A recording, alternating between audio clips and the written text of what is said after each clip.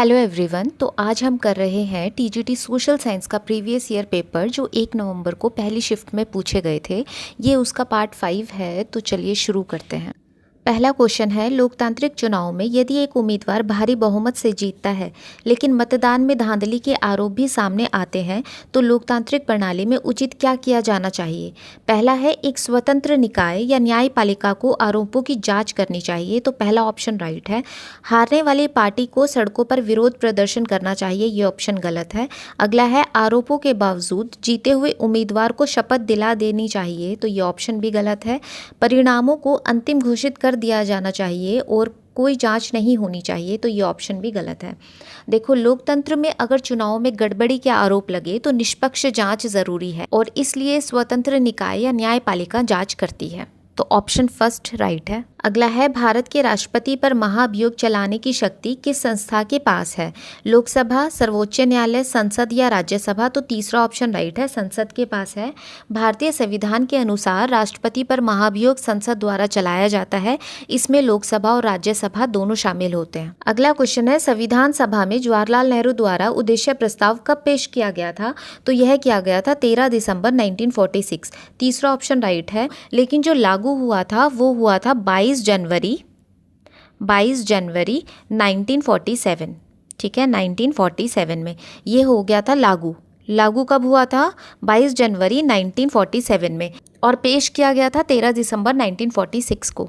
अगला है, निम्नलिखित में से कौन सा 1946 में संविधान सभा में प्रस्तुत उद्देश्य प्रस्ताव का हिस्सा नहीं था। तो कौन सा हिस्सा नहीं था? तो सेकंड ऑप्शन राइट है, यह समाजवादी और धर्मनिरपेक्ष गणराज्य होगा। 1946 के उद्देश्य प्रस्ताव में सोशलिस्ट और सेकुलर शब्द नहीं थे, इनको बाद में जोड़ा गया है। और कब जोड़ा गया है? 42nd कॉन्स्टिट्यूशनल अमेंडमेंट 1976 में जोड़ा गया है। ठीक है। अगला है, लोकतंत्र में राजनीतिक दलों का प्राथमिक उद्देश्य क्या है। चुनाव कराना, प्रधानमंत्रियों की नियुक्ति करना, निर्वाचन आयोग का संचालन करना, लोगों के हितों का प्रतिनिधित्व करना और चुनाव जीतना, तो फोर्थ ऑप्शन राइट है। अगला है, निम्नलिखित में से कौन सी स्थिति अनुच्छेद 21 के अंतर्गत जीवन और व्यक्तिगत स्वतंत्रता के अधिकार का उल्लंघन करती है। तो ऑप्शन सेकंड राइट है। सरकार कानूनी प्रक्रिया का पालन किए बिना गिरफ्तारी वारंट जारी करती है। कानूनी प्रक्रिया का पालन किए बिना अरेस्ट वारंट जारी करना राइट टू लाइफ और पर्सनल लिबर्टी का उल्लंघन है। अगला है, भारतीय संविधान की प्रस्तावना में नागरिकों को कितने प्रकार के न्याय प्रदान किए गए हैं, कितने प्रकार के जस्टिस प्रदान किए गए हैं। तो पहला ऑप्शन राइट है, 3 है। सोशल जस्टिस, इकोनॉमिक जस्टिस और पॉलिटिकल जस्टिस। अगला है, संसद की लोक लेखा समिति पब्लिक अकाउंट्स कमेटी की क्या भूमिका होती है। सरकार की वार्षिक वित्तीय रिपोर्टों की जाँच करना, पहला ही ऑप्शन राइट है। पब्लिक अकाउंट कमेटी सरकार के खर्च और एनुअल फाइनेंशियल रिपोर्ट की जाँच करती है ताकि सार्वजनिक धन का सही उपयोग हो सके। अगला है, भारतीय संविधान सभा के संबंध में निम्नलिखित में से कौन सा कथन सही है। इसका गठन कैबिनेट मिशन योजना के तहत किया गया था, बिल्कुल ठीक है। इसमें क्या था, 1946 में ब्रिटिश सरकार ने भारत में संविधान बनाने के लिए एक योजना भेजी थी जिसे कैबिनेट मिशन प्लान कहा गया, और इसी योजना के तहत ही संविधान सभा बनाई गई थी, तो पहला ऑप्शन राइट है। इसके भारत और पाकिस्तान दोनों के सदस्य थे, तो ये भी बिल्कुल ठीक है। अगला है, सदस्यों का चुनाव जनता द्वारा प्रत्यक्ष रूप से किया गया था, ये ऑप्शन गलत है। अगला है, डॉक्टर राजेंद्र प्रसाद संविधान सभा के पहले अध्यक्ष थे, तो ये भी ठीक है। तो कौन कौन से ठीक है? ए, बी, डी। अब ऑप्शन देख लो कहाँ है ये, तो सेकंड ऑप्शन राइट है। अगला है, भारत के संविधान में भारतीय नागरिकों के मौलिक अधिकारों के संबंध में निम्नलिखित में से कौन सा कथन सही नहीं है। तो हमें इनकरेक्ट बताना है कि कौन सा इनकरेक्ट है। पहला है, मौलिक अधिकार नागरिकों को राज्य द्वारा शक्ति के मनमाने और निरंकुश प्रयोगों से सुरक्षा प्रदान करते हैं, ये बिल्कुल ठीक है कि गवर्नमेंट कुछ भी मनमर्जी नहीं कर सकती, फंडामेंटल राइट नागरिकों की रक्षा करती है। अगला है, संविधान राज्य के साथ साथ अन्य व्यक्तियों के विरुद्ध भी व्यक्तियों के अधिकारों की गारंटी देती है, ये भी ठीक है कि कुछ फंडामेंटल राइट सिर्फ गवर्नमेंट के खिलाफ प्रोटेक्शन देते हैं और कुछ राइट प्राइवेट इंडिविजुअल के खिलाफ भी प्रोटेक्शन देते हैं। जैसे आर्टिकल 17 जो है वो अनटचेबिलिटी का है, ठीक है, छुआछूत पर रोक है, और आर्टिकल 23 ह्यूमन ट्रैफिकिंग पर रोक है, तो ये भी ऑप्शन राइट है। अगला है, मौलिक अधिकारों को प्राय भारतीय संविधान की अंतरात्मा कहा गया है, तो ये ऑप्शन भी राइट है। अगला है, संविधान अल्पसंख्यकों के हित की गारंटी नहीं देता, तो ये वाला ऑप्शन जो है ये गलत है। ठीक है, तो ऑप्शन अकॉर्डिंग टू इनकरेक्ट ही पूछा गया था, तो फोर्थ ऑप्शन राइट है कि संविधान अल्पसंख्यकों के हितों की सुरक्षा की गारंटी नहीं देता। ये रॉन्ग है, क्योंकि आर्टिकल 29 में भाषा और संस्कृति की रक्षा है और आर्टिकल 30 में जो माइनॉरिटीज़ एजुकेशनल इंस्टीट्यूशंस हैं उनको बनाने का अधिकार है।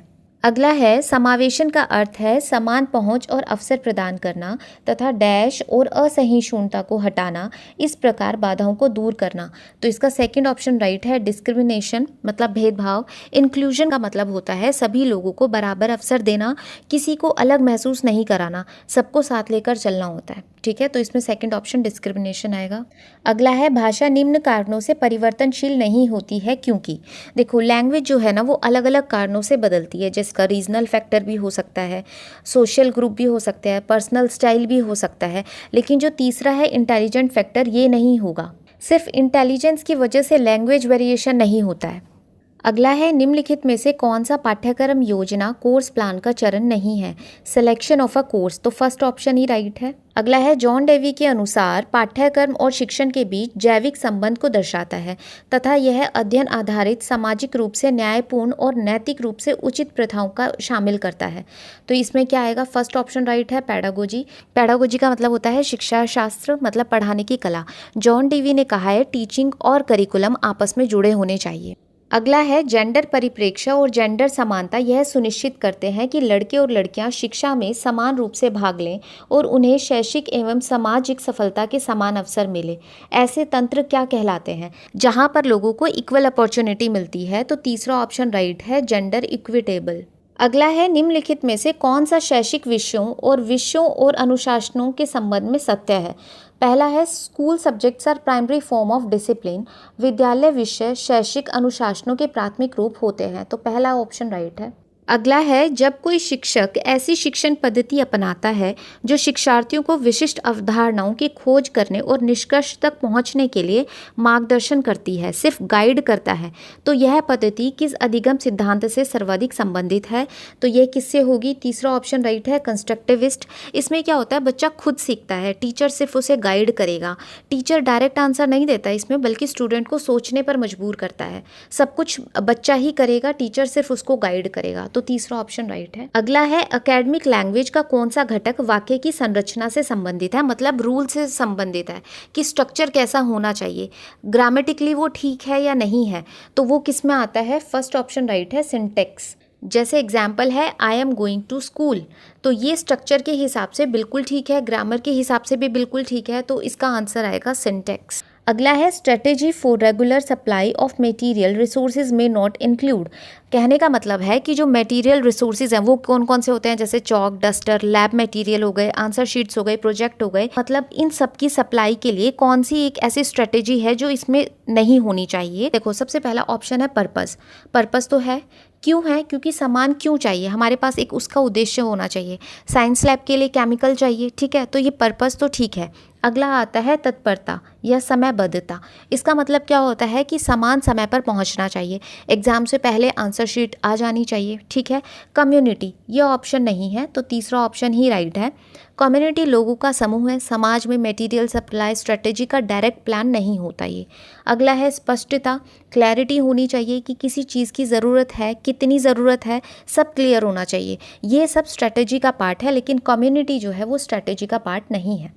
तो ये थे आज के क्वेश्चंस। अगर आपको वीडियो अच्छी लगी हो तो लाइक, शेयर एंड चैनल को सब्सक्राइब ज़रूर करें और बाकी की वीडियो देखना ना भूलें। Thank you.